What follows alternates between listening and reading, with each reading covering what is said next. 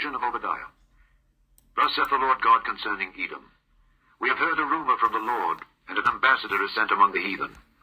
Arise ye, and let us rise up against her in battle. Behold, I have made thee small among the heathen.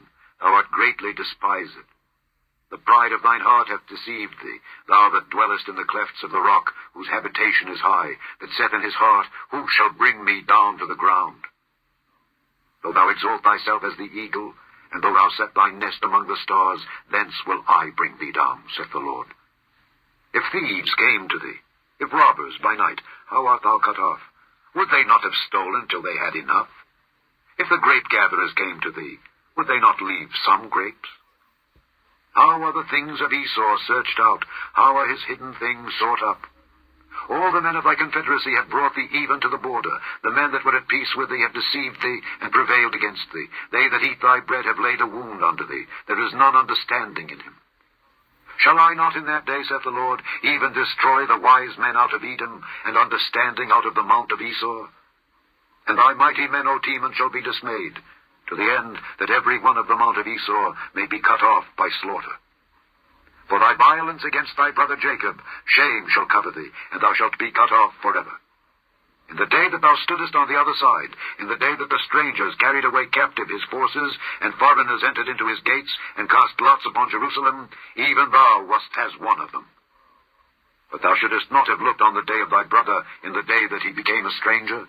Neither shouldest thou have rejoiced over the children of Judah in the day of their destruction. Neither shouldest thou have spoken proudly in the day of distress.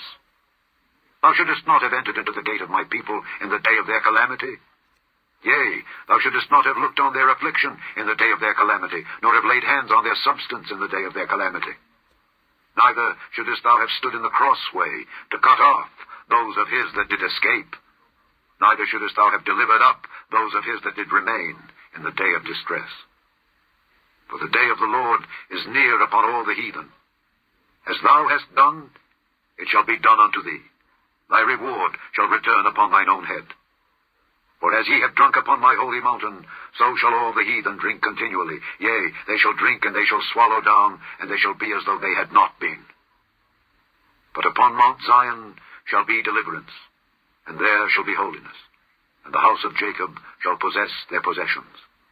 And the house of Jacob shall be a fire, and the house of Joseph a flame, and the house of Esau for stubble.